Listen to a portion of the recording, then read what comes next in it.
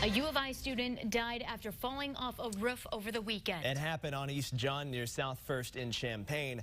WCI 3's Emily Braun is live there now. Emily, you have some new information this morning.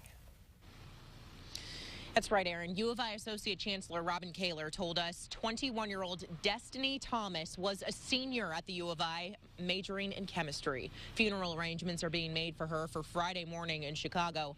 The Champaign County coroner says she was visiting a friend in this area of Campus Town when it happened. He says the death is still being investigated at this time for a number of other factors that could have led up to her death. But for right now, it is being considered a tragic accident. And we will be sure to keep you updated as we learn more about this. For now, we're live in Champaign. Emily Braun, WCI 3, your local news leader.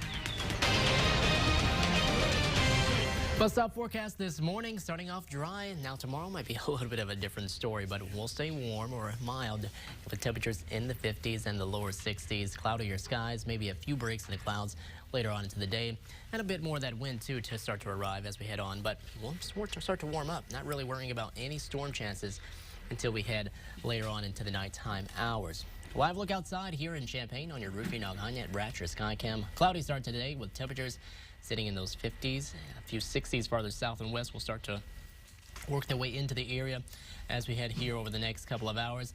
And also noticing some light rain showers across the western part of the state, the extreme western part of the state, right along the Mississippi. Now, that will eventually find its way in here for us. I think we might see a sprinkler too, but most of it's probably going to break down as it moves eastward. And then we're going to see a clearing trend later on into the afternoon, into the evening, with storms beginning to roll on in as we head deep into the night. And we're talking deep closer to about 10 or 11 p.m., if not even later than that. So it will be a late night event and when we finally get to see these storm chances, and some of those could be on the stronger side. We'll continue to keep an eye on things for you and show you how things are looking as we head throughout the day. Christy, Aaron. Adam, thanks. State police are investigating after a body was found in Shelby County. Mushroom hunters found Michael Eagle in a low-lying area of Pana Lake.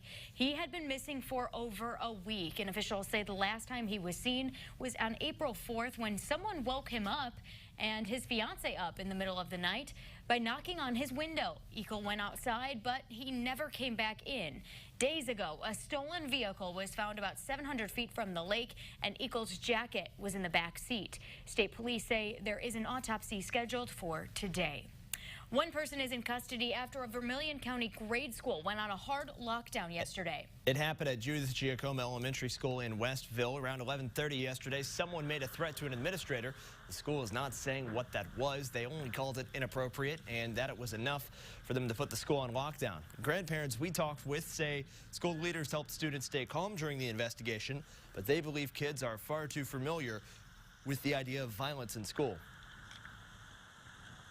She just had a nightmare Monday, I think, Sunday night or Monday. She woke up in the night saying there was a shooter at school.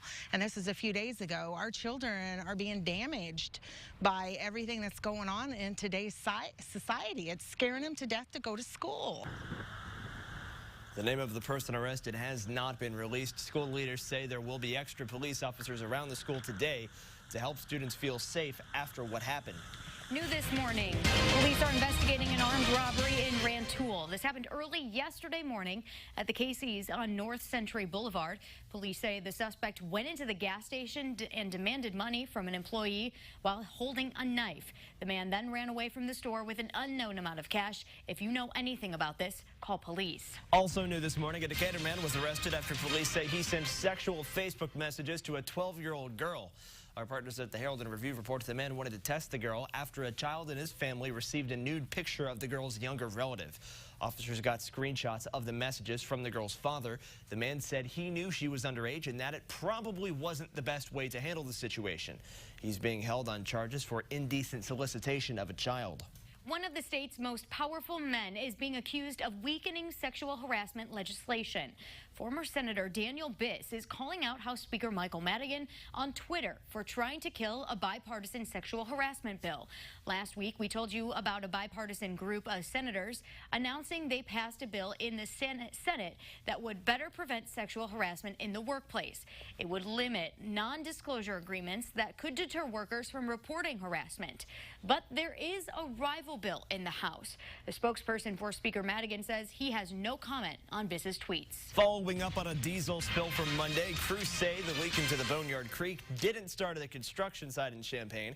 That's what they first thought. It was later discovered it came from a fuel oil tank in the basement of a building near 6th and Daniel.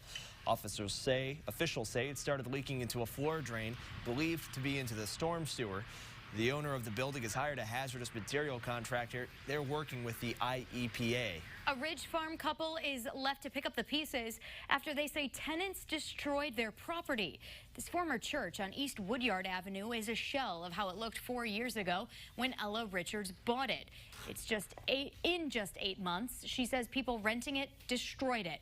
She eventually evicted them, but not before they left a lot of damage.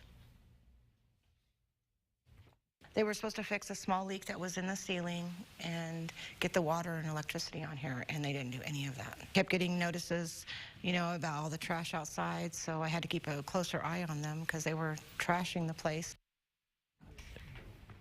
The owners hope the church can be repaired and used as a thrift store. They're asking for anyone who can offer roofing or flooring services to help them out.